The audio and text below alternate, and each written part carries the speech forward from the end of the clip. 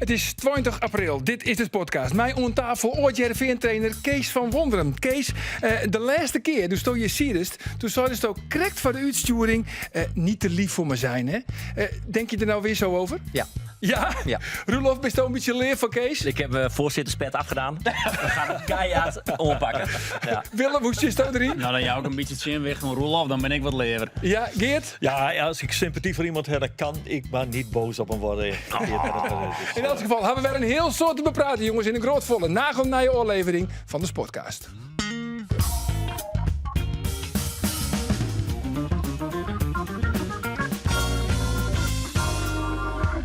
Heerenveen, maak het hem op. Voor het slot van de competitie en van Cambuur zit er al wekenlang niet meer op het spul. En dus verleert de ploeg van Henk de Jong mij 3-1 van de Graafschap. Mijn naam is Arjen de Boer en dit is de Sportcast van Omroep Friesland. Doelpunt voor Sportclub Cambuur. De 0-1 troch Jort van de Zanden. Doelpunt voor de Graafschap. De 1-1 voor Canina die er van troch is. Schoppen maar voorzet, daar Nielsen ronde. Is het 2-1? Ja, daar is het 2-1 voor de Graafschap. Daar komt de corner. Is het uiteindelijk de Graafschap die koppen kan? Ja, doelpunt. Het is Hardeman. Die kop raak. Die stiet 2 seconden in het veld. Wilst wij nou aan de linkerkant dus zeggen dat ik het uit het publiek, de Cambuur supporters dus, maar een heel groot spandoek komt. Sterkte Henk. En Henk hier, die krijgt de trainer al in eigen. Henk is vanzelfs Henk de Jong, de trainer. Zien hem verstoor deze weken. Aan het begin op Menje op 80-jarige leeftijd. En hier aan tafel, ze zitten er weer. Chef rondleiding, Geert van Tuin, Willem van Meldvoort, Roelof de Vries en Cornelis Hendrikus van Wonderen. Welkom. Dankjewel. Dat is lang lien, hè? Dat is het woordje welkom bij Jet. Ja, Ja. nou, die begrijp ik heel goed. Ja, nou mooi, dat is de beste. Hij krijgt de opraad alles kin in het Friesk.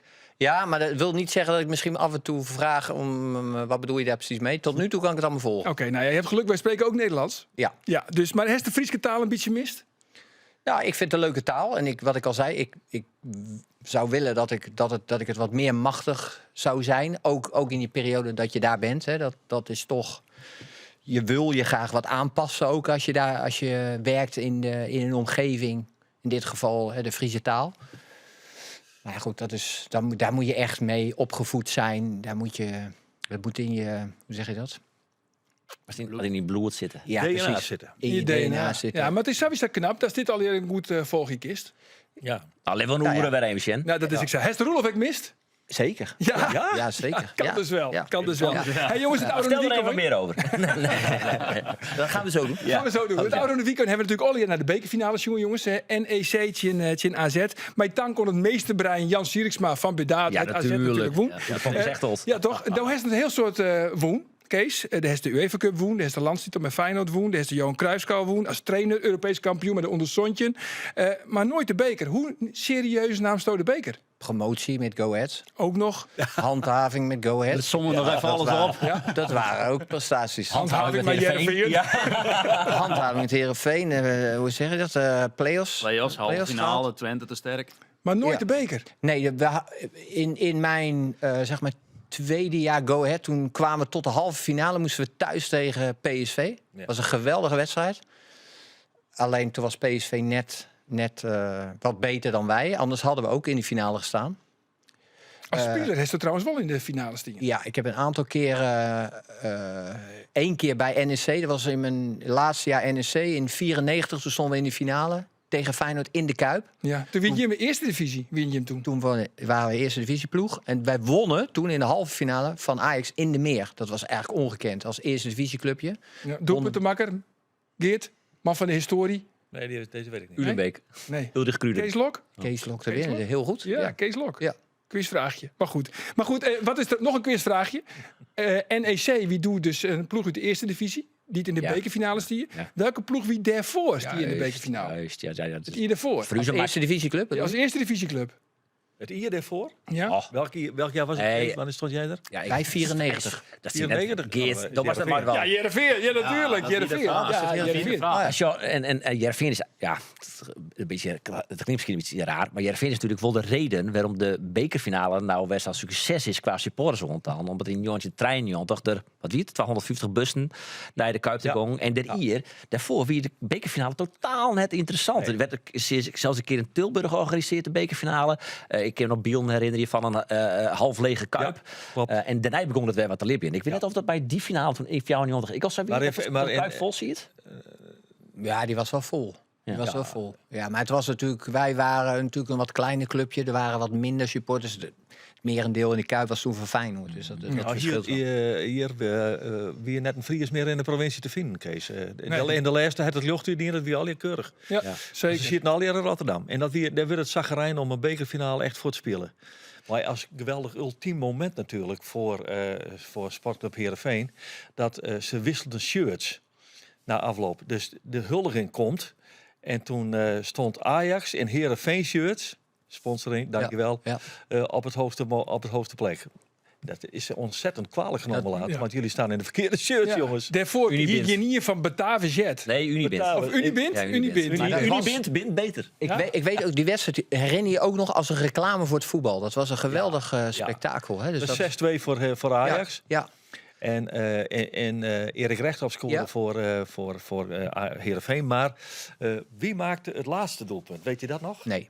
Een beetje dikke Roemeen. Weet je, dikker Roemeen. Commentaar? Alsjeblieft. Rodion Kamata. Ja. Jongens, we beginnen naar de stellingen. Want ja, Ja. het gaat rap, hè. Het is gezellig. Als het gezellig is, wordt het Maar mooi. om daar nog even op in te haken. Ja, de tuurlijk. beker is inderdaad niet aan mij besteed. Ja, Nee. dus als trainer en als speler. Ik heb wel die finales meegemaakt, maar ik heb nooit gewonnen. Nee. Dus voorzitters, mocht u overwegen Kees van Wonderen binnen te halen.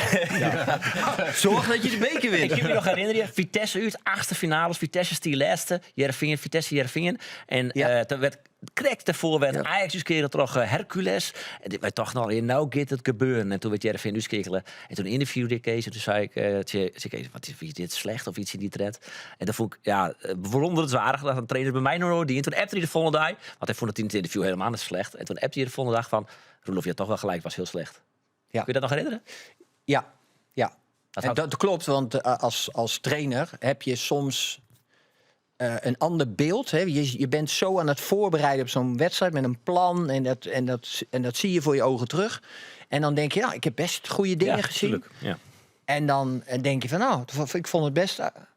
Maar dan, ik keek dan ook wel eens op mijn telefoon. En dan zag ik mijn broers, die redelijk onafhankelijk zijn. Ja. En die zeiden, Kees, de volgende keer beter, jongen.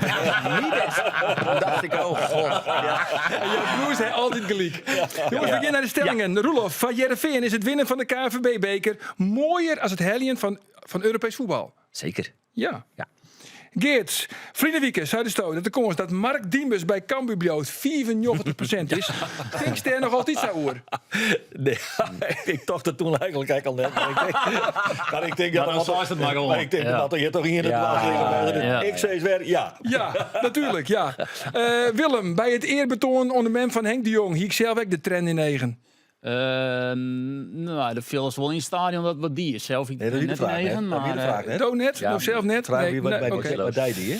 Oké, Kees, mijn volgende rol in het betellen voetbal is net als coach. Dus niet als coach.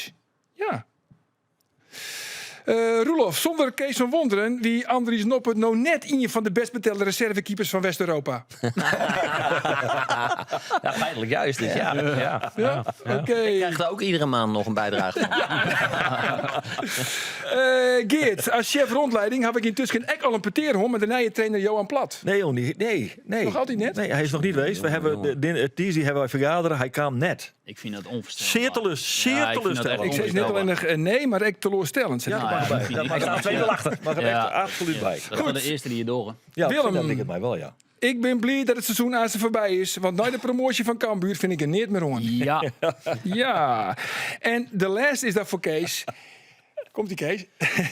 Hier ik deze selectie hoor, dan wie ik op zeker maar Jereveen Boppen Ajax eindigen. Nee. Nee? Nee. Maar volgens jou Jereveen nog een beetje? Jawel. Niet close. Ik weet niet van ins en outs, maar wel... ik heb nog een goede band met Henk Brugge bijvoorbeeld, hè, de assistent. Ja. Dus je krijgt nog wel wat mee. Natuurlijk volg je de uitslagen, de ontwikkelingen, de route waar ze gegaan zijn. Dus dat hou je wel bij. Ja. Ja. Want hoe is Josto naar de prestaties dit seizoen van Heerenveen? Ja, goed. Ja, Ja. Het is stabiel. Ze willen weer naar Europa daar, hè? Dat is de stip op de horizon. Ja, maar het is ook een club als voorbeeld, vind ik dan, van... In de voetballerij is het vaak onrustig. Het is vaak... dan moet er wat gebeuren. De trainer moet eruit of wat dan ook. Maar Heerenveen is natuurlijk ook in het begin ook wel wisselend geweest. Gewoon rustig blijven. Wat is er aan de hand? Hoe kunnen we dat managen? Maar daar heeft ik wel eens wat in woelig vaarwater zitten, toch, bij Heerenveen? Ja. Ik zei 4 voor 12, en toen zei ze nee, het is 2 minuten voor 12. Ja, qua sportieve prestaties zeker. Ja. Nee, maar wat Heerenveen goed heeft gedaan, rustig blijven, het managen. Ze hebben een goede staf, wat ik zo van de buitenwereld, van de buitenkant zie. Ja, maar hoe vies dan bijvoorbeeld dat Robin Veldman het doet? Nou, in zijn geheel, ik kan niet inhoudelijk, want dan moet ik trainingen kijken, ik moet besprekingen, dat weet ik niet. Maar hoe hij hem Shelley in de media, Bigeleaks? Ja, hij is ontspannen. Hij is zichzelf. En wat ik hoor, hij geeft mensen de ruimte ook, die goed zijn in bepaalde dingen. In zijn staf. Dus het ziet er heel stabiel uit. En ook de opbouw van de selectie ziet er heel goed uit. Ja, maar toen is 2 werken bij Heerenveen. We kunnen zeggen, maar wisselende resultaten. Het eerste seizoen ben je hem eindigen als 8e. Het tweede seizoen als 11e. Had Robin Veldman een betere selectie als Doe destijds? Dat is moeilijk. Maar ik vind wel dat ze logischere keuzes maken nu. Dus een elftal hebben samengesteld van jongens die dus ik vind dat logisch dat die bij Heerenveen spelen. En in mijn tijd kwamen de jongens dat ik denk van weet je wat... Ja, dat... Nou willen we echt Wat namen moet met ik de ermee? Ja, nummers. inderdaad. Nee, maar ik heb dat ook Andries gezegd toen Noppert, ik wegging. Van wij zijn het niet eens, zeg maar. Ik zou een andere route kiezen dan er nu gekozen wordt. Dat heb ik Welke toen, route zou de heb stoot ik toen kiezen gezegd. dan? Nou, dus het samenstellen van je elftal, het samenstellen van je staf, het managen, dat geheel. Dus wat nu heel goed gaat, vind ik, zo van de buitenkant. Hier is toch eigenlijk echt won. Hier is toch het echt gaan won. Dat begrijp ik niet. Zo had jij het Zo ook had wel jij het hebben. ook gewild. Zo moet je volgens mij in betaalde voetbal een club leiden. Hè? Dus je stelt een staf samen, een trainer stel je voor die groep. Je formeert een selectie. Ja. En dat formeren van die selectie is zo essentieel. Dus wie haal je? Hè? Wie gaan die jongens die je haalt, gaan die het voor je doen? En is dat logisch dat je die haalt? En als je ze gehaald hebt en je zet daar een goede staf omheen, dan heb je ook mensen nodig binnen de club die ook helpen dat te managen, zeg maar. Dus die niet op afstand blijven, maar want dat product voetbal, bij welke club dan ook, dat is zo belangrijk. Dat moet draaien. Ja. Dus daar heb je ondersteuning van Daar nodig. heb je zelf ook een rol in gehad natuurlijk. In die samenstelling van die selectie. Ja, nou ja. Ja, Johan Hansma weer toen ik net. Dus de wie technisch directeur functie werd, combineert toch Ferry Daan. Algemeen technisch directeur combineerde die. U weer kent het van Zandvliet is intussen gevolgd. Die wie hoofdscout. Je hebt wel elke man die een doel is. Maar als je trainen. Maar dat was misschien wat te dun.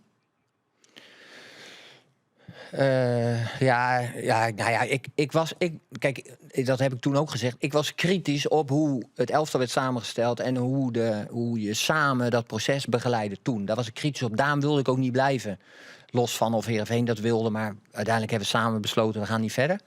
Maar daar was ik kritisch op. En nu vind ik dat goed gaan. En het is niet raar dat zeg maar Almere, waar Hansma toen zat, dat die logische aankopen hadden, dat die een goede samenstelling van de staf hadden, dat die ook boven zichzelf uitstegen. En nu gaat het weer goed bij Hansma is bij Heerenveen. Dus er is een goede staf. Er is een goede samenstelling van de selectie. En ze begeleiden het proces. Dus zo moet je een club leiden. Dus dat is prima. Ja, ik heb een extra stelling dan eventjes, jongens, voor deze tafel. Johan Hansma helpt betere spelers als Ferry de Haan. Ja. Ja? Nou, ik denk dat ze dat samen doen, toch? Dat is Ferry Ja, wel. oké. dat kan je niet los van elkaar zien. Goed zo. Jongen, het is er 4. Ja. Nee. Nou, gooi hem er maar in, jongens.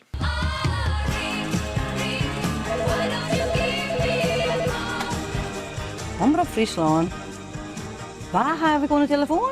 Ja, dat is weer de vraag. Waar hing het er onder de telefoon? Nou, dat is een spelletje, Kees. Je bent gek op spelletjes, hè? Zeker. Het is onherkenbaar, de mystery guest. We moeten nog vragen stellen. Die willen alleen nog beantwoorden met ja of met nee. En dan moeten wij rieden waar het is. Nou, de eerste... Ik geef even een tip. Hij verstaat geen Fries. Oh, Dus doe het wel alsjeblieft even in het Nederlands. Ik heb de mystery guest geregeld, dus ik doe niet mee. En het is een hij. Oké. en het is een hij. En het is een hij, kan ik ook vertellen. Dus man, vrouw, dat heb vraag je kun net je opslaan. Dus ben je werkzaam in de voetballerij? Ja. Ben je actief voetballer?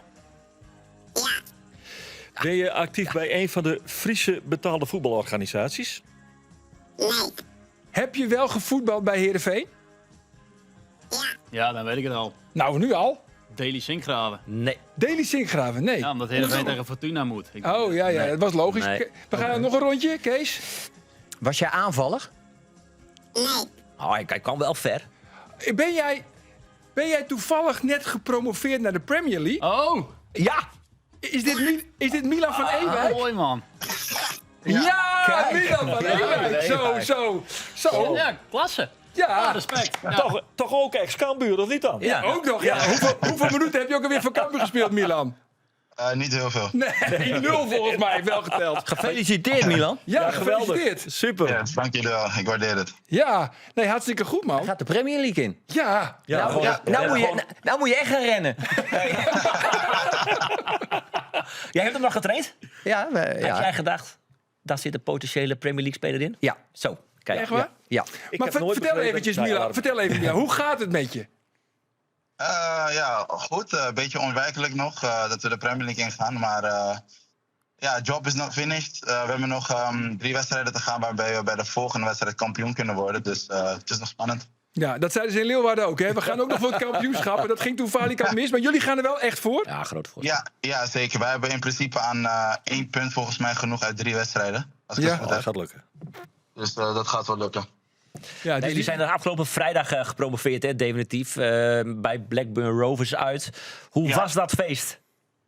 Ja, ik weet niet of jullie beelden hebben gezien, maar het was mooi om te zien. En vooral genieten ook. En ja, je hebt er 25 jaar op gewacht. En het is nu werkelijkheid. Dus dat is mooi om te zien ook. Milan, wat is de basis van een succes van Coventry? Hoe zie je dat? Is dat de trainer? Is dat de samenstelling van de groep? Is dat, hoe zie jij dat? Ik denk dat het wel een mix van beide is. Een trainer die een goede filosofie heeft van hoe het moet en alles. En ook jongens die bereid zijn om echt te werken ervoor. En zeker ook na wat er was gebeurd afgelopen seizoen in de halve finale. Kwamen we gewoon allemaal goed gemotiveerd terug dit seizoen. En hebben we allemaal hetzelfde gedachte gehad om het te halen, laat me het zo zeggen. Ja, dan moet je even uitleggen. Want wat is er dan gebeurd in de halve finale? Die hadden wij van Sunderland verloren voor de promotie richting de Premier League. En was sneu man, dat je best hard had gewerkt. Veel punten heb moeten opmaken om terug te komen naar boven. En uiteindelijk na het harde werk werd je niet beloond. Maar het mocht niet zo zijn. Maar nu is het onze beurt en hebben wij geluk ermee. Ja, het levert trouwens, want jij gaat nu omhoog naar de Premier League. En dat is natuurlijk hartstikke mooi. Maar het levert Heerenveen ook nog een bonus op, hè? Ze doen er een beetje geheimzinnig over. Maar er is nog een promotiebonus. Dat is gewoon 1 miljoen euro. 1 miljoen euro gaat er naar Ietsje Heerenveen. meer, denk ik zelfs. Niet verkeerd toch? Dat is niet verkeerd. Nee, Bedankt, zeker. Milan. Bedankt. En, mag jij nog, en als jij nog verkocht wordt, krijgen ze nog eens een keer 10%. Ja. Ja. En dan Milan, jij bent altijd welkom hier. Ja, nu wel. Ja. van dat gaat dan nog eens weer eens een keer 10% naar de ex-trainer, zal ik maar zeggen. Maar die Ja. Natuurlijk. Nee, Je hebt nu Frank Lampard als trainer. dat wil ik wel. Dat is wel even een andere koek dan Kees van Wonderen. Hè? Dat is de other biscuit. Nee, om eerlijk te zijn, ik vind wel, voor mij dan, persoonlijk, heeft Kees wel de basis gelegd voor het Engelse voetbal. In de tijd dat hij mijn trainer was, heeft hij wel altijd gezegd dat je harder moet werken en harder moet lopen dan de rest. En Wat moet je vooral doen? Ja, dat weet ik niet meer. Ik zei altijd, jij ging als een speer naar voren en daarna? Oh, net zo hard terug. Precies, ja. Hij bleef nog wel eens voorin staan, maar je moet ook terug. Want als je de Premier League speelt, moet je... Ja, Ja, prachtig. Ja, goed. Je bent nu bij Coventry City. Het is maar de vraag of je daar blijft natuurlijk. Hè. Er hangt een prijskaartje aan je. Daar krijgt een paard de hik van. Maar we wensen jou heel veel succes in de Premier League, Milan. Nee, 100% dat waardeer ik ook, dankjewel. Oké, en heel veel succes. Dankjewel voor je telefoontje. Yes. Geen Milan, probleem. dank Milan. Ja, Dankjewel. dat is toch mooi, hè? Ja, mooi, Milan ja. van Ewijk. Ik zou één ding willen weten, want jij zei meteen, ja, ik heb echt verwacht dat hij de Premier League zou gaan halen. Waarom? Ja, wij hadden en hebben nog steeds een zwak voor Milan van Ewijk. Omdat dat is een jongen die is zo ongelooflijk positief in de groep. Die klaagt niet, die zeurt niet, die traint altijd, die geeft gas, die is sterk, die is snel, die had alle voorwaarden. En tuurlijk had hij wel, wat we net bijvoorbeeld noemden, dan ging hij als een speer naar voren en dan bleef hij daar voorin uitrusten. En zei Milan, dan schreeuwde ik naar de overkant, je moet terugsprinten ook gelijk. Nou, daar hadden we nog wel eens wat, maar voor de rest kan je bijna geen kritiek. Ja, Is hij geschikt voor Oranje, Nederlands elftal? ja, dus 1 puntje. Het echte individuele verdedigen. Hè, dus tegen de Gerkies en de nou noem ze de topspelers die straks allemaal om de hoek komen kijken. Dus het echte agressieve, korte verdedigen. Dat was een puntje waardoor hij. Maar voor de rest heeft hij zoveel. En het is een fantastisch mens. Ja, dat is echt een positieve jongen. Hij ging ook voorop in de feestjes altijd. Hij heeft als rechtsback natuurlijk een probleem. Want hij heeft Timber, Dumfries, Frimpong, Geertruida... Ja. Mats Wiever misschien zelfs nog, die bij Brighton speelt. Wel mooi trouwens, even nog 2 dingen over Milan. Ga eventjes naar YouTube. Toets daar even in Coventry City met We Live in These Towns. Nee, sorry. We Live and Die in These Towns. Dat is echt een geweldig nummer wat ze daar draaien. Ook bij promotiefeest. Nou, dan krijg je echt overal kipvel als je dat hoort. En volgens mij heb jij hem ook benaderd, hè, zei hij. Ja.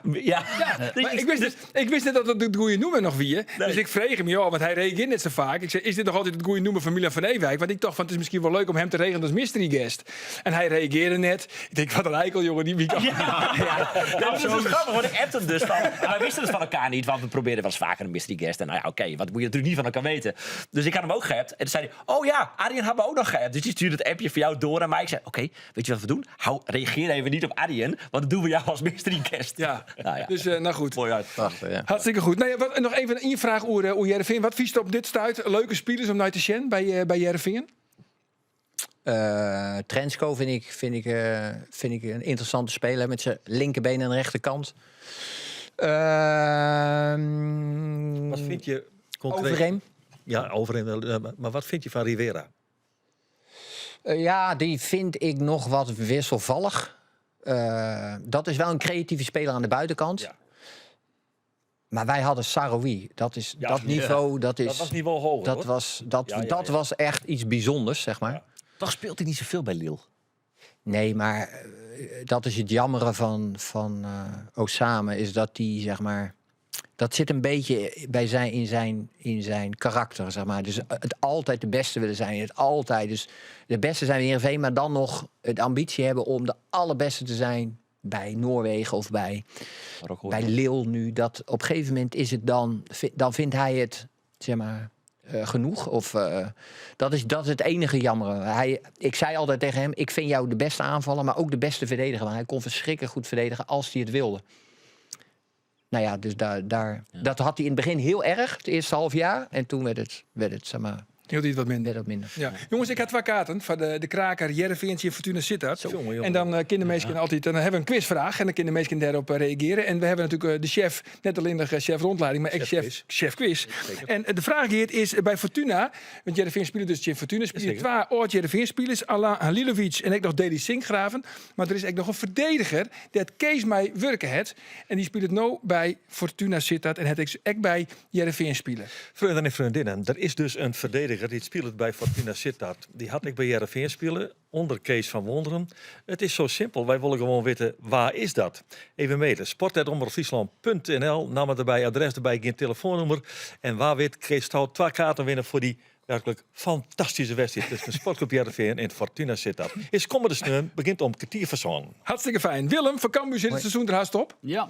Nou, gelukkig maar, hè, want echt Nou leuk ja, is het het is net. verstadig om wel denken van, het nou wel even in één keer, hè? Ja, je zit al wekenlang niks meer op het spul. Dus dat kan echt duidelijk zijn. Er wie een vraag, ze wie promoveert. Dat wie het grote doel, ze willen promoveren. En dan is altijd de vraag, wat gebeurt er op het moment dat je promoveert binnen? Begint heel makkelijk te voetballen, want dat ken ik. Hè? Dat is in één keer heel zonder druk, wat makkelijke hakbaltjes, Jan Giest. Ik denk Of B. giet het helemaal mis. B.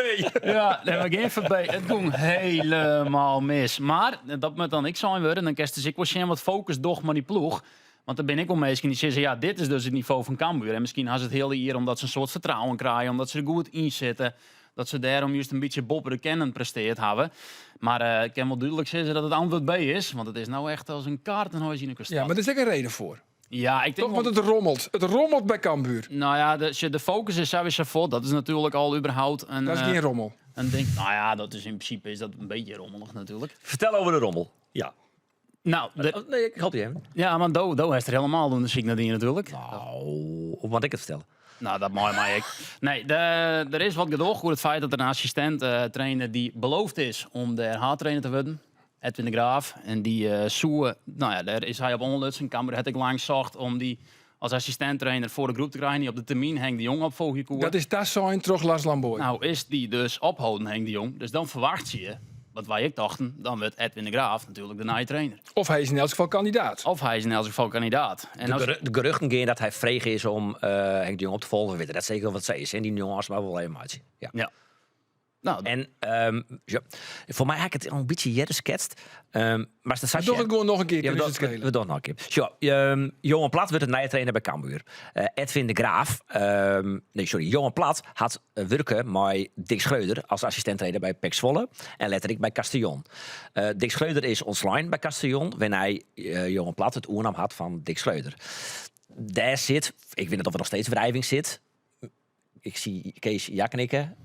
Dus ik keer of dat er nog steeds wrijving zit, maar dat is net helemaal lekker gong. Als ze hierin verwachten dat hij misschien wel solidair wijze zo aan Dick Schreuder. Ja, dus zo zie ze kennen. Johan had misschien Dick Schreuder willen mensen in de rechts zitten. En zou dat interpreteren kunnen. Edwin de Graaf is van, noem ik het maar eventjes, Kamp Schreuder. Want die had mij Alfred Schreuder werken. Dus die zit natuurlijk een beetje in die situatie. Dat hij denkt, ja hallo, nou wordt Johan Plat. De trainer die mijn maat eigenlijk een beetje... nijd had. Als je het al zag, concluderen, wil ik wel heel voorzichtig zitten. Dus daar zit wrijving. En ja, dan kun je er nog een beetje de geruchten of dat echt klopt, weet ik net. Maar dat er nog wel wat spanning zit tussen Lamboy en Edwin de Graaf. Omdat hij dus misschien wel beloofd is dat.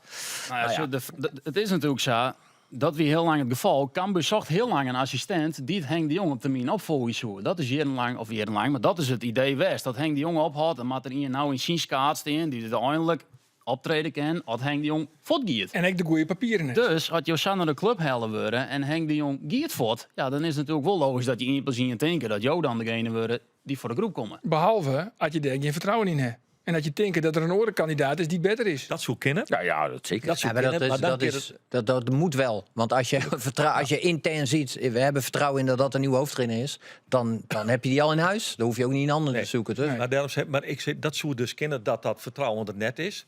Dan is het zaak om dat op een heldere, respectvolle wijze te communiceren. Ja. En dan heb je deze wrijving eventjes niet. En daar zou het wel eens allemaal keren kunnen dan. Ja, wist je er iets van, Kees? Ik wist dit niet. Ik kan de lezing van meneer De Vries wel volgen, zeg maar. Dus ik heb ook in die trant wel dingen gehoord.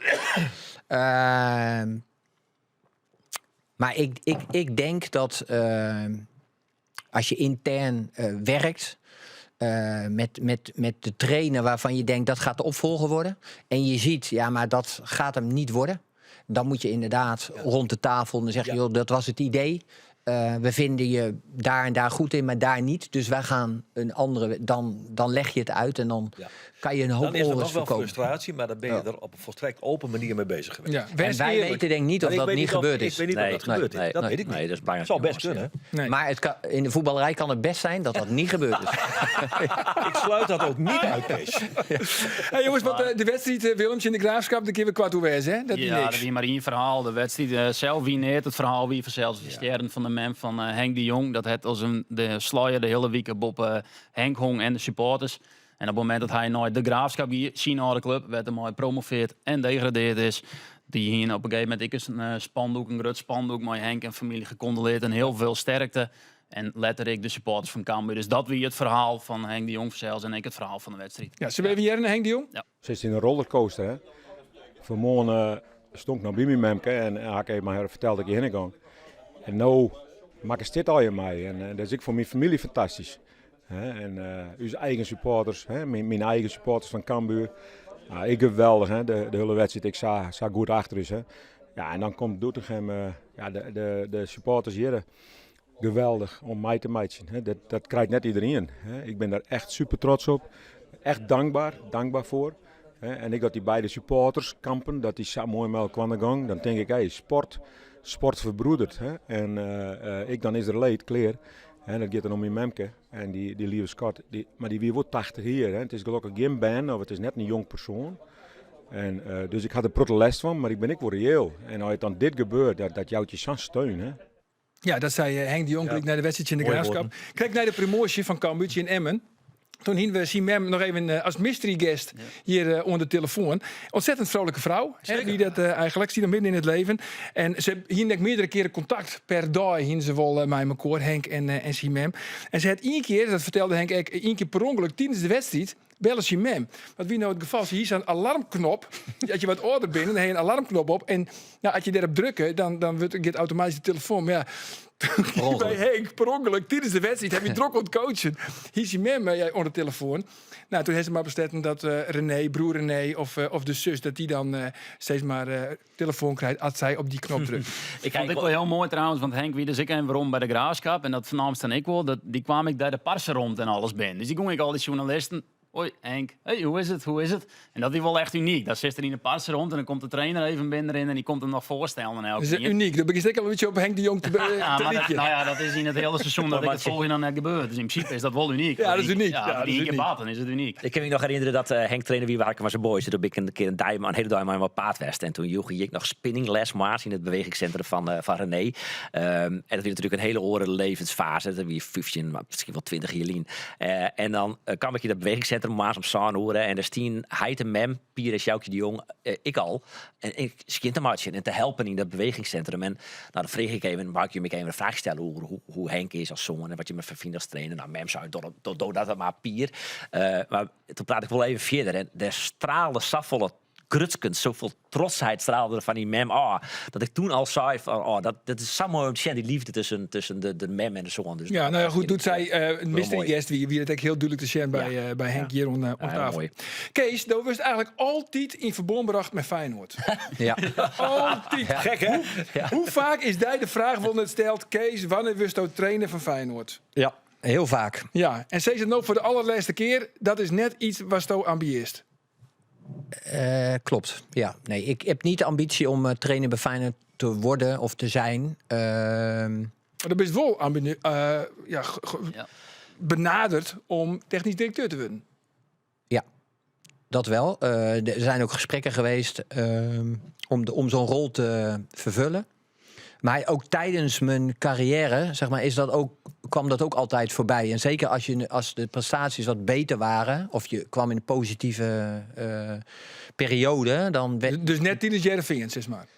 nou, dat Jawel. Ja. dat valt mee. Maar nee, maar dan linken ze je altijd aan Feyenoord. En ik heb dat wel eens willen stoppen door te zeggen, nee, maar ik ben daar niet goed genoeg voor, of ik ga dat niet doen, of om er van af te zijn. Maar dat is. Dat helpt niet. Nee, dat helpt niet. Maar je moet je goed beseffen dat het trainen zijn bij zo'n club, bij Ajax of bij Feyenoord. Ik denk bij PSV nog iets minder, alhoewel daar ook natuurlijk druk is. Daar moet je wel beseffen wat er dan op je afkomt. Hè. Dat moet je willen. En ik heb niet die ambitie om dat. En nu zeker niet. Maar die druk is er toch ook als technisch directeur bij Feyenoord?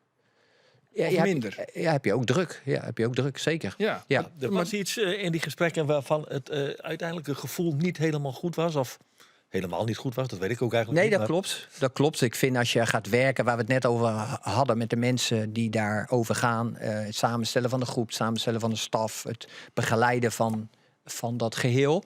Dan moet je wel met elkaar, zeg maar, het gevoel hebben van ja, we gaan dit samen doen, we staan achter elkaar, we hebben datzelfde gevoel. Als je dat niet volledig hebt, dan moet je dat. Daarom heb ik gezegd, we gaan dat nu niet doen.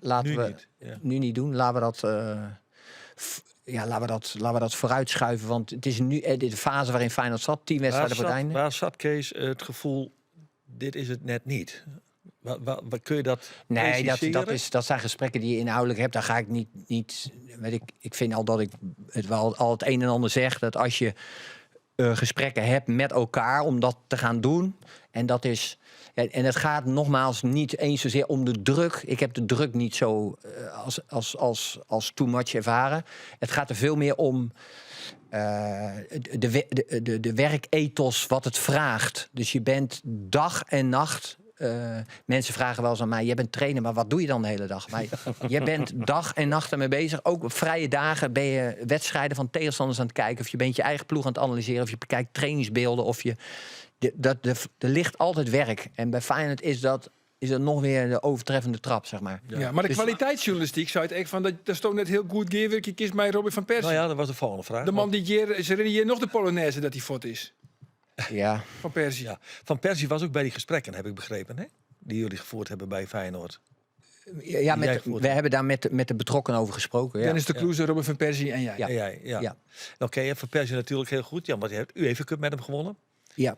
Nou, zo goed ken ik hem niet, want hij was toen 18. Hij was net in zijn beginfase. Ik wilde maar zeggen, het is het nu nog steeds. Maar het was toen ook al een mannetje. Hè? Hij wilde de vrije trappen nemen en zetten. Dus Pierre van Hooijdonk kwam bijvoorbeeld. Nou ja, dat soort dingen waren wel een beetje symptomatisch voor hem, hè?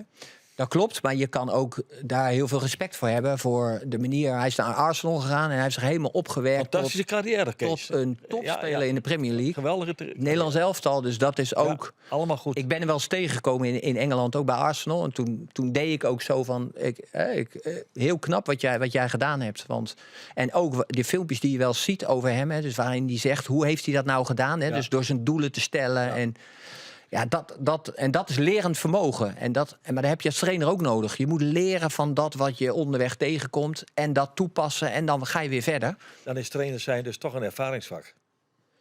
Of moet je dat... Ja, je moet dat. Heb ik laatst van Raymond Verheijen. Het is geen ervaringsvak, het is een kennisvak. Okay. En als je kennis opdoet, dus als je het kan vertalen, dan...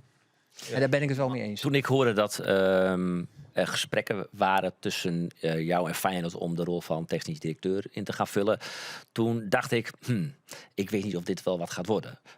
Dat dacht ik op basis van het feit dat ik jou 2 jaar heb meegemaakt bij Heerenveen en hem, nou wat was het, 8 maanden of zo. Hem is van Persie. En dit is het geval van Persie. Nou wil ik niet zeggen dat ik jullie door en door ken en dus kan beoordelen of dat een klik heeft, ja of nee. Maar ik dacht wel, dit zijn 2 dusdanige andere karakters en persoonlijkheden. Ook op basis van wat ik van spelers en personeel of directieleden terugkrijg over jullie. Vooral op basis daarvan eigenlijk dacht ik, dit wordt niks. Kun je daar iets bij voorstellen dat ik dat gedacht heb? Of slaat het misschien wel helemaal nergens op? Ja, jij kan het misschien nog beter beoordelen als ik. Want jij hebt met beide individuen heb je het mee te maken gehad. Dus inschatten, dan kan je zeggen, ja, dat volgens mij past dat niet. Dat zou kunnen. Dat weet je eigenlijk pas echt op het moment dat je met elkaar aan het werk gaat. En dat je dan...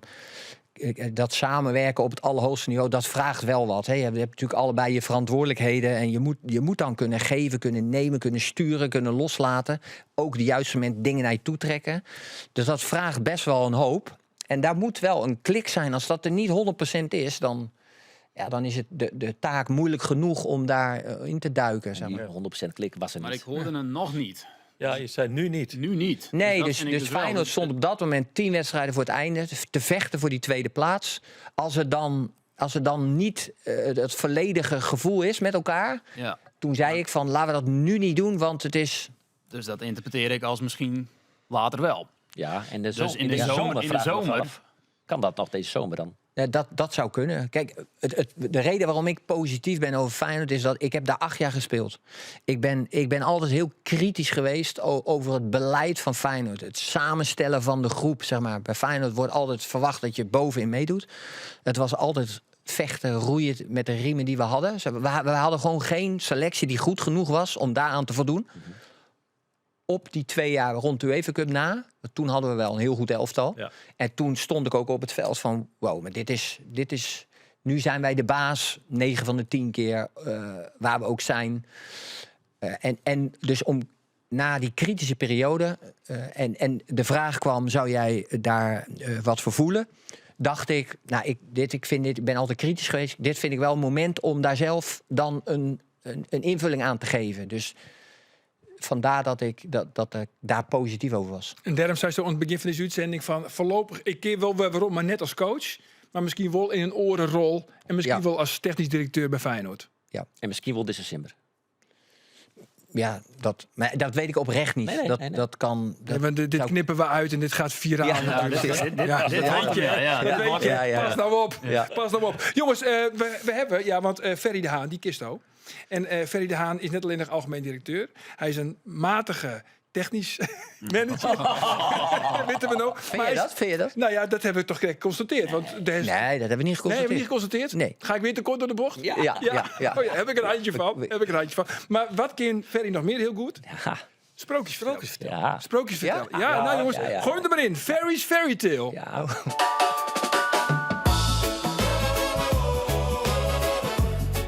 Dit is Ferry's Fairy Tale. Dit is Ferry's Fairy Tale. Er was eens een mysterieuze spelmaker. In het verre oosten werd hij geboren, tussen de betonnen flats en de eindeloze voetbalpleintjes. Daar leerde hij dat techniek geen luxe was, maar een taal. En die taal sprak hij vloeiend. Zo vloeiend dat hij niet alleen de grootmachten in zijn thuisland betoverde, maar uiteindelijk zelfs de aandacht trok van de grootste der grootsten. Hij kwam terecht in Spanje. En laten we eerlijk zijn, wie daar tussen sterren mag rondlopen, draagt een bepaald soort magie met zich mee. Maar toen kwam dat telefoontje uit Friesland. Een club die nog niet gewend was aan glamour. Een wereldsterren, aan stunttransfers. Een club die vooral bekend stond om nuchterheid en noeste arbeid. Dat juist hij daar zou belanden. Niemand geloofde het, totdat hij hier stond. Stoere kaaklijn, lange haren, Batavus op de borst. Een voetballer vanuit Spanje, zomaar tussen de pompen bledden. En vanaf de eerste balcontacten wist heel Heerenveen genoeg. Dit was geen gewone speler. Zijn techniek was verfijnd, zijn passing jaloersmakend en zijn spelinzicht glashelder. Hij speelde 47 wedstrijden, maakte 12 goals, stond aan de basis van ontelbare aanvallen. Toen hij een aantal jaar geleden terugkeerde voor een ereronde, ging het hele Abel Enstra stadion staan.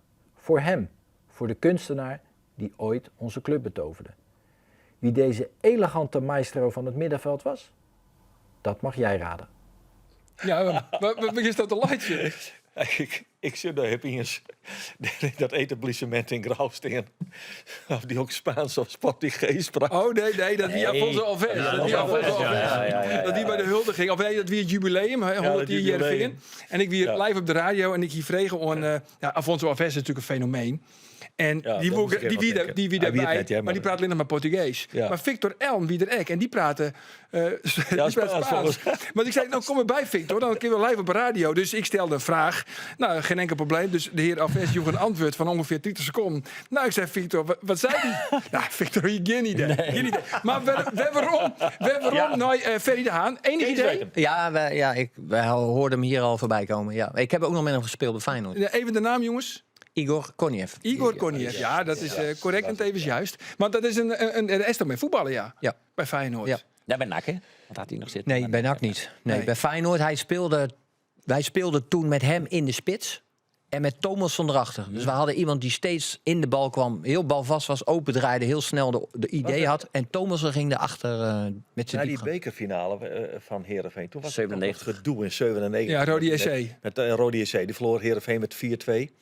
Heel veel zaggerij, maar toen ging ook Korniev, die ging weg. En Toen heb ik hem nog interviewd. Ik liep Thomasson bij de ging weg, ingang. ja. Toen zei het Thomasson, Koniev precies. bekendmaken dat hij nou, want Thomasson ging naar Newcastle Ja. en Koniev ging naar Feyenoord. Ola Tobias ging naar Ajax, Tom Sier ging naar Ajax. Ja, En was eigenlijk wie die hele complete selectie... leegloop was het. De hele selectie wie toen al bezig met vertrek. En dat zei Foppen, dat wie eigenlijk de probleem met die wedstrijd net won. Want ze wien toen de favoriet. Ja. Maar Koniev, dat is echt een beetje mijn jeugd. Want ik wie toen Tretjen of zat, denk ik. Koniev wie van mij echt wel Koniev de was mooiste voetballer aller tijden bij Heerenveen. Van mij dan. Dat is wel een Korniev die wat zat mijn jeugd in hier. zijn appartementje. Hing hij op de bank. En dan keek hij televisie. En dan was hij aan het spelen met een balletje, een klein balletje. En die hield hij hoog. Onwaarschijnlijk was zo'n klein balletje. 2 vingers in de neus. Hield hij gewoon, als het moest, een hele dag hoog. Ja. Wat kon Was hij zo goed ook? voetballen? Ja, hij was heel goed. Hij was technisch heel... Hoe ik hem herken, natuurlijk bij Feyenoord als spits, had hij het vermogen, dan kreeg hij de bal en dan draaide hij rond de 16. En dan had je altijd de krul, zeg maar, verre hoek. Ja. Maar hij deed altijd laag op een uitstappende verdediger... die dan zijn benen openzette en dan laag in de korte hoek. Dat was het handelsmerk van Igor. Ja. En de keepers worden dan helemaal gek, want die zeggen... je moet je benen dicht houden, ik heb de lange hoek. Die willen lelijk op de verdediger. Precies, maar hij wist dat altijd bewust, zeg maar, te vinden en op te zoeken. Dat is... Ja. Een geweldenaar. Ja. Goed zo. Nog even waarom naar Willem. Want Willem, is er nog Cambuur-nijs? Ja, er zijn 2 spelers met Cambuur nadrukkelijk naar zocht. Die komen van Jong PSV. Sami Bouhoudane en SCM Bessie. Oh, is dat wat? En die Bouhoudane... ja, dat was nou wat... Ja, nee, maar zeker. Dat is een cocktail. Ja, SCM Bessie. Nou, ik vreeg hem in de volhouden, want hij heet SCN, hij had Ghanese roots. Dus ik dacht, misschien is hij vernoemd naar Michael SCN. Want hij komt uit het jaar 2006. En hij 2006 weer het top hier van Michael SCN. Dus dat heb ik nog even achterom. Oké. Weet ik niet zeker. Maar En Sami Bouhoudane. ja, dat is de spits. Die had 20 wedstrijden, 6 goals. Daar ben je net heel warm van. Maar had wel belutsen best bij een soort doelpunten. Jong PSV hier Maar, die meer goals maken. Ja, daarom dat zie je Van Duiven. Maar die is dus intussen ik voort. Maar dit is de alternatief. En bij Bessie is nog het probleem dat FC Twente er ik nog gedachten interesse in had. Want die verliezen van zelfs Van Rooij. Nog gedachten, die gaat van Simmerik bijvoorbeeld, maar naar Rosbeck komen. En dan liep het dat dus concurrentie te worden. En heel eerlijk, als Twente concurrentie van Cambuur wordt, Dan is het dan ben je over. voort. Hey, jongens, een heel ander onderwerp. Ja. Want we mogen dat toch bescoren, Kees, als de grote ontdekker van Andries Noppert. Toch? Nee, dat is Harmen Couperus. Oh, dat is Harmen Couperus. En dan eerst Harmen Couperus, dan lange tijd niks en dan kom jij. Ja, precies. Ja. Goed, maar hij ging met die mooi van Go Ahead Eagles naar Heerenveen. We kennen natuurlijk al het verhaal. Wat is zo nou verstandig wezen van Andries Noppert? Want zijn contract rint nog 1 jaar terug, nou dit seizoen. Wat zou Sto hem als voormalig ontdekker adviseren? Poh, dat vind ik lastig. Volgens mij is hij heel... hij is wel ook wel avontuurlijk. Hij is ook wel op zoek naar nog een avontuur. Maar ik weet niet of dat nu nog speelt. Nou, nog altijd wel, maar hij wil wel gewoon zeker niet dat het salaris gewoon stwatten wordt op zijn bankrekening. Is het niet zo gauw weer naar Zuid-Italië gaan? Nee. En Turkije hoort ook niet te bellen. Nee. Nee, ja, dat is hartstikke moeilijk. Ik denk dat de clubs ook niet voor hem op dit moment in tientallen in de rij staan. Het is gewoon super jammer. Niemand had dit voorzien dat dit gebeurde. Om terug te gaan. Hij was reservekeeper bij Go Ahead. Heeft daar op een gegeven moment zijn plek veroverd. Ging ongelooflijk goed keeper. Hè. Dus zelfs Van Gaal nam hem mee naar het WK. Hij heeft daar een heel goed WK gespeeld. En hebben hem uiteindelijk transfervrij meegenomen naar Heerenveen. Heeft het daar in het begin ook fantastisch gedaan. Hè? Dus als je terugdenkt aan de wedstrijd tegen Feyenoord. bijvoorbeeld, 0-0. Daar was hij, zeg maar, dat was aan hem te danken. Want anders was... En in één keer is dus de teleurstelling bij zo'n WK, hoe je terugkomt, hij had gehoopt op een transfer, dat lukte niet. En ja, dan gaan er allerlei processen spelen wat ervoor zorgt dat hij niet heeft kunnen laten zien wat hij al heeft laten zien. Ja, is daar dan een verklaring voor of is het meer een optelsom van al die dingen die Sto correct opneemt? Ja, dat denk ik. Dat het een optelsom is van allerlei dingen waar wij niet exact een vinger op krijgen wat er nou aan de hand is. Maar Het is wel spietig, hè? Het is wel bijzonder jammer. Ja, zelfspietig. Maar Hij moet spelen. toch, Hij moet toch gewoon keeper, die jongen. Ja. Hij wil wel uit Boetlaan, hè, want hij zei ik heb natuurlijk een enorm stempel hier in Nederland. Dus voor mij is het beter wijze om een stap te maken naar Boetland. Zodat ik een beetje op 0 begin. Dan begint hij natuurlijk nooit helemaal op 0, want hij WK-voetbal had. En dan wil je wel naar iets safes. Want Ben, mooi of net, dat speelt ik een hele grote rol. Ja, wat is dan toch nog een advies voor hem? Wat is de oplossing? Want hij heeft een contract van hier. En inderdaad, hij is de best betaalde speler bij Heerenveen. En dat kan ik net zo maar gaan litten. Dat is logisch, dat ik iedereen. Misschien zegt hij wel vanuit zijn familiaire positie dat hij zegt, joh, ik wil hier blijven. Ik wil hier in de buurt blijven. En misschien zegt hij wel, joh, ik wil nog 1 keer een avontuur maken. Dat zou ook, dat is voor mij heel moeilijk aan te geven. Dovier is de allereerste trainer die toen dat moment, of de keuze maakte om hem op de bank te zetten. Ja? En toen kwam Xavier Maus, als ik me dat goed herinner, kwam op de goal. Wie dat een moeilijk moment? Ja, dat is hartstikke moeilijk. Omdat je hebt gezien... Andries, zijn carrière is natuurlijk best wel bizar verlopen. Met een zware blessure gehad, komt dan bij Go Ahead. En we hebben daar een geweldige keeper gezien. Dat is echt... Hij heeft mede... Het succes van Go Ahead toen is ook mede aan hem te danken. En we namen hem mee naar Heerenveen, speelt ook weer geweldig. Dus wij hebben gezien wat hij kan, zeg maar. En in één keer, om onverklaarbare redenen... Ja, is het weg. Kijk, daar wordt natuurlijk een trainer op afgerekend. En zo hoort het, en zo werkt het. Alleen... Het is onverklaarbaar waarom dat de meest simpele dingen. We speelden best goede wedstrijden. En in één keer, boem, dan lag hij er weer in. En dan denk je, ja, hoe is dit mogelijk? Het is echt de meest bizarre carrière eigenlijk Ja. ooit. Die van het WK naar eigenlijk min of meer keeper nou bij Heerenveen. Ja. Hij wie sa ontzettend goed. Ja. Net Ja. normaal. Ja. Goed jongens, op Treien Mooien, dan is de huldiging. Dan zit je ook ergens in Zuid-Spanje. Van die Cambuur. caravan. Ja, en dan is de huldiging dus van Cambuur op Treien Mooien. Is er iets al bekend van de huldiging? Hoe het eruit komt te zien? Ja, zeker. Het programma is bekend. Er komt een busrit van het stadion om de Oldehou. En wij willen vanzelfs die huldiging uitsturen. Dus dat is hartstikke leuk. Zeker. Wij, Dit week in de bus? Met camera's? wij zullen de bus in met camera's. Dus dat kan je dan ik volgen. Hoe de busrit gaat en wat er al je krijgt bad. En optredens van diverse artiesten? Die ben dat denk ik toch? Ja, dat Ricky? denk ik. Ja, dat lijkt mij dat die er al wel binnen. Hè. Anneke Dauma? Ja, Pieter Seider? Som het maar op. Pieter Ja, Seider. Anneke Dauma weet ik uit betrouwbare bron. Anneke zelf, die is er hoor. Ja, Ja, Anneke Dauma. maar Anneke dat Dauma. verwacht je Ken je niet. dat, Anneke Dauma? Nee. En we verwacht je hebben niet. een voorstel. Ja. Het lijkt, ja. Goed, Dat en spelen ze nog altijd, toch? zeker. na een goal. Na een goal. Ja, precies. Dat is Nou wel ja. even belangrijk, want die sturen wij dus live uit, hè, die huldiging. En dan, ik zit het voor de tweede keer in, dat is leuk. Maar veel belangrijker, Ja. Nee. we krijgen weer Heerenveen Cambuur en Cambuur Heerenveen. Zo is dat. Ja, kijk. En die wedstrijd heb jij nooit verloren. Die heb ik niet verloren en daar was zoveel aan de hand en zoveel emotie en commotie en wat je daar allemaal ziet. Maar ja, Wat dat is is het- wel. Wat is het allermooiste van de derby? Ja, gewoon de spanning, de ergernis over en weer, ja. Welke weet ik alweer? Die stoot mij. Nee, 2 keer 2 Ja. Tahiri scoorde Oh ja, de Tahiri. 2 En uit, toen scoorde Sarawi met die Miele van Ewijk. Toch? Met de omhaal. Ja. En die Die kreeg dan de telefoon. Ja. 2 keer 2 winst van Heerenveen. Ja. Pak je 2 winst, ja. Dus de Heste derby altijd won. Mooier dan Go Ahead Eagles, Pek Zwolle. Ja, is ook mooi. Nee, maar derby's zijn mooi, want dat is een bepaalde emotie wat daarbij komt kijken. Ja, dat is wel iets om je echt op te verheugen. Ja, toch? tuurlijk. Mooi, ja, De derby, tuurlijk. dat is echt prachtig. We Zeker. krijgen al die hertengrappen allemaal weer. Ja, natuurlijk. Ja. Superleuk. Ja. Ja, er zitten ook wel wat nadelen aan. Ja, er zitten ook ik ben nadelen wel aan. een beetje bang voor dat gedoe. Hè. En dat, Ja? Nou, vooral het uitvak bij Cambuur, dat het zat dicht op elkaar zit. Hè. Maar die, Als je nog bij Pek Zwolle krijgt gebeurd is, hè, maar die bivaksmoetsen, dan ben ik weer van die dingen. Ja, ik denk van, maar Maar Kees heeft een idee. Nee, misschien kunnen we vast een oproep doen om. Ja. Hè, het moet hard tegen hard gaan en op het veld moet het beslist worden en dat mag best.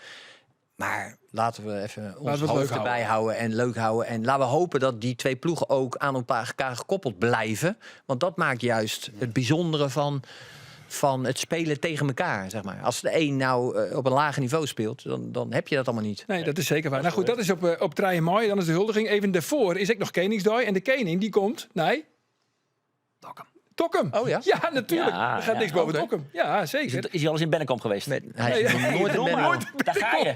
Maar wij hebben ook geen haven in Bennekom. Maar, Nee, maar jullie hebben van de LDODK gewonnen. DVO. Ja, hè? ze hebben voor het eerst in In de de korfbal geschiedenis hebben ze de korfbal Ja. Ja, in Ahoy gewonnen. nou ja, Ja. proficiat nog. Maar het programma van Koningsdag, dat is nog top secret, jongens. Anneke Top secret. Dauma? Nou ja, de RVD die shot daar streng op daar. Maar ik ga wat achter Helly in. Want Anneke Dauma, jongen, ik daar, die had nog drok, jong. Die is 82, maar die wat is bij het feest van Cambuur en bij de Koning. En Henk de Jong zal together een stempelpost together met Epke Zonderland zal hij stempelen. Ja. Als een soort van Maar dat is zo'n Elfsteden toch. geheim, maar dat heb ik al Ja, tig dat keer is wel lezen, vrij maar bekend. ik- Oh, is het al, Ja. is het al Ja. bekend? Ja. Dan is het helemaal niks. Nou goed, dan geef ik aan de overdenkingen, jongens.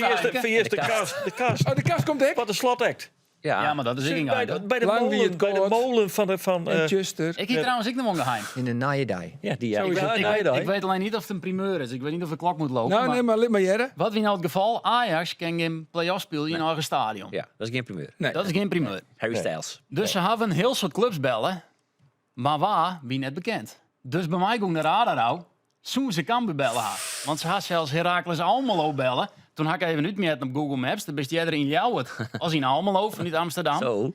Dus ik dacht... Ja, nou? En? Nee. Nee. Nee, nou ja. Goed. Nee, maar Een dat is beetje jammer, domper, hè. een Maar beetje domper. dat zou ik wel mooi bij zijn. Ja, Heerenveen, maar- Ajax, Heerenveen voor de play-offs in Leeuwarden. Ja, dat is dus inderdaad het probleem. Dus ik vreeg, ik steen er hier voor. Nou, dat hing het van de scenario's Ja, af. ja. Dus, Ja. Nou ja, dan we Ajax- toch in de curiositeit zitten, maar wat ik even over hebben. FC Den Bosch, maar dus verliezen. om toch in de naaicompetitie te komen. Heb je dat maar gekregen? Nee, ik Ja, weet Mike Dat is een Kriegen, gek maar verhaal. is- Van nou, ADO. Dat is zo'n gek verhaal. Die moet verliezen van ADO. En dat gaat om de eerste in de periode. En de volgende periode, ADO het periode, is kampioen, Willem II het periode. En dan gaat hij naar de nummer 9 van de algemene ranglijst. Maar als Den Bosch Je nou bedenkt wint het van niet. ADO, dan gaan ze net naar de Nee, play-offs. maar weet je wie de klas is? Het is Vitesse is de klas. Ja. En Vitesse is een hartstikke leuk affiche. Het is Cambuur Vitesse. Als Vitesse daar nog voor spelen moest, dan heeft ze een geweldige wedstrijd. En dan gaat Cambuur echt mooi. En dan gaat de Kees had pikken zijn, de lucht ging uit de ballon. Nou, hier gaat op een schandalige manier de lucht in de ballon, of niet dan? Zo is dat. Nou goed, dat Maar nemen we goed. nog even maar. We beginnen naar de overdenkingen. En de overdenkingen, Kees, misschien ken je het nog. Je moet kiezen en we komen er niet op terug. Oké. Ja? Ja. Maar we beginnen met Roelof. Roelof, Milan van Ewijk of Oliver Brouwde? Op dit moment natuurlijk Milan van Ewijk. Milan van Ewijk, ja. Oliver Brouwde, die neemde die trouwens, Kees, als zijn favoriete trainer ooit. Oké. Ja, nou, Ja, is toch maar- leuk? maar- Maakt Ik indruk. denk dat hij dat dan met de hele staf, dus ook Paul Simonis en... Nee, hij zei er nadrukkelijk bij, alleen Kees. Nee, dat geloof ik niet, geloof ik Maar ik heb toen enorm gepusht, hè? Weet je dat nog? Ja, jij was... Ja, zeker. Maar Goed wij zo, waren, ik ben heel blij wij mee. waren allemaal fan van hem. Ja, Nee, alleen ik. De onverzettelijke, ja. precies. Goed, we Ja. gaan gauw naar Geert. Geert, zaklopen of koekhappen? Nou ja, er zit toch een beetje in Koningsdag achter een sfeer te blowen. Ik zou zeggen, een pluim voor de man die het zakhappen uitvindt. Zakhappen. Zakhappen. Goed, Willem, Alexander of Maxima? Willem-Alexander natuurlijk. Willem-Alexander. En de Ja, rest is dan voor Kees. Kees, was toch liever een stempel van Henk de Jong of liever een stempel van Epke Zonderland? Dan ga ik voor Maxima. Oh, een stempel van Maxima. Wil je er één of wil je er twee? Nee, dan kies ik voor Epke, want Henk ken ik redelijk. Ik heb nog wel eens contact met Henk. Maar dan kies ik voor Epke. Ja, want? Vanuit de unieke Ja, Olympisch kampioen. Hè. Ja, Olympisch kampioen, unieke prestatie. Ja. en hij staat. En hij staat. Ja. En wij staan ook. Goed zo. Jongens, Tiegentank, dat is de virus. Ik vond het bijzonder leuk. Hij is alles prima volgekend, hè? In het Friesk. Ja, redelijk goed. Ja, uitstekend. Soms moest ik gokken. Voor de over trainer het die het algemeen. je zit net, hè? Dat wil ik wel even een applaus. Ja, applaus. Goed zo. Gewoon helemaal uit binnen komen heen rijden. Hier Ja, naartoe 2 rijden. jaar. Nog een applaus. Ja, uitstekend. Goed zo. Maar we Jongens, zijn ook weer blij dat hij weggaat. Ja. ontjen, zeggen we dan. Ontjen. Ontjen. Ja, ontjen. En ik zou zeggen, in de meeste graag ont na je weekend. Dag.